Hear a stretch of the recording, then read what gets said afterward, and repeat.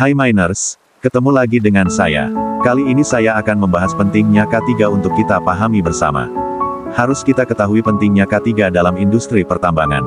Kesehatan dan keselamatan kerja atau biasa disebut dengan K3, merupakan bidang yang krusial dalam industri pertambangan. Pentingnya K3 untuk melindungi kesehatan, keselamatan, dan kesejahteraan para pekerja di lingkungan kerja.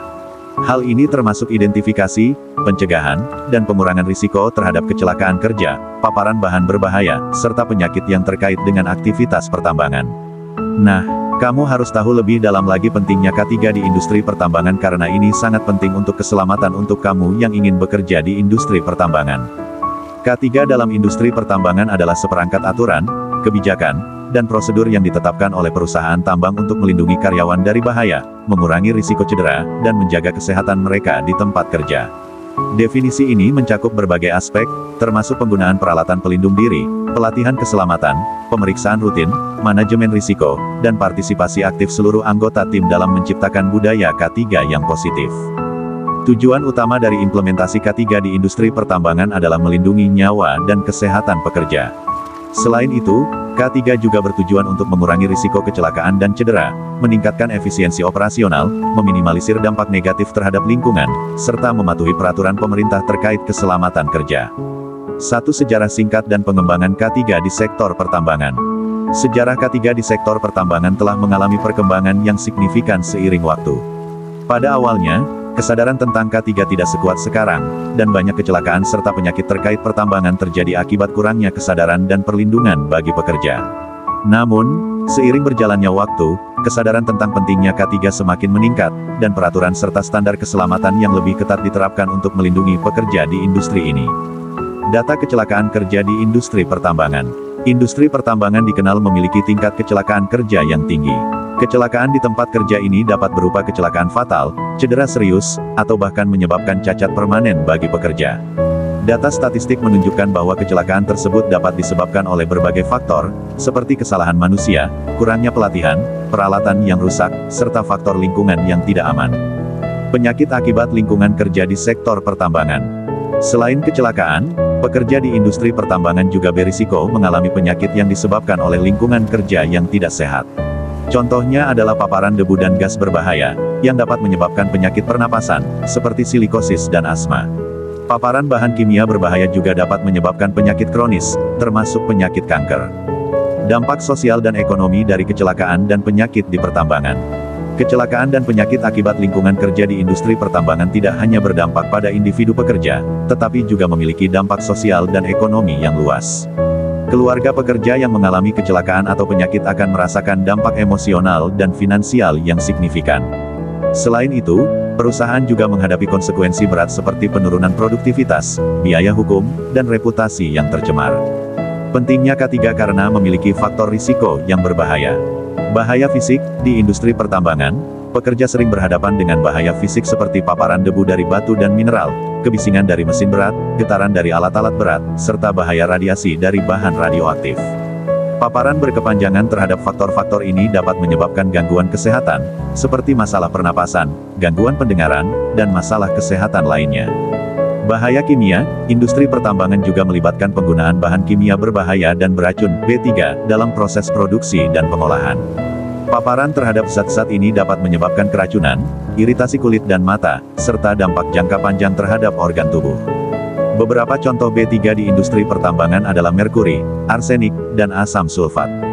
Bahaya ergonomi, pekerja di industri pertambangan seringkali harus menghadapi kondisi kerja yang berat dan menuntut fisik, seperti mengangkat dan memindahkan beban berat, bekerja dalam posisi tubuh yang tidak ergonomis, serta berada dalam lingkungan kerja yang kurang nyaman. Hal ini dapat menyebabkan cedera otot, tulang belakang, dan masalah ergonomi lainnya. Bahaya psikososial, selain bahaya fisik dan kimia, pekerja di industri pertambangan juga dapat mengalami bahaya psikososial, seperti stres akibat tekanan kerja yang tinggi, isolasi sosial akibat pekerjaan yang terpencil, dan masalah kesehatan mental lainnya. Faktor-faktor ini dapat berdampak negatif pada kesejahteraan psikologis dan emosional pekerja. Peraturan dan standar K3 di industri pertambangan.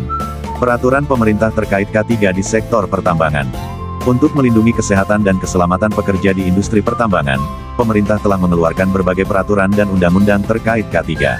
Peraturan ini mencakup berbagai aspek, seperti penggunaan alat pelindung diri atau disebut APD, pengelolaan limbah berbahaya, prosedur kerja yang aman, serta kewajiban perusahaan dalam menyediakan lingkungan kerja yang aman bagi para pekerja. Standar internasional dalam K3 pertambangan. Selain peraturan pemerintah, standar internasional juga ada untuk mengatur praktik K3 di industri pertambangan. Organisasi seperti International Labour Organization (ILO) dan International Organization for Standardization (ISO) telah menetapkan standar internasional yang diakui secara global untuk keselamatan dan kesehatan kerja. Konsekuensi hukum pelanggaran K3 di pertambangan. Pelanggaran terhadap peraturan dan standar K3 di industri pertambangan dapat memiliki konsekuensi hukum yang serius. Perusahaan yang tidak mematuhi peraturan dapat dijatuhi denda dan sanksi hukum lainnya.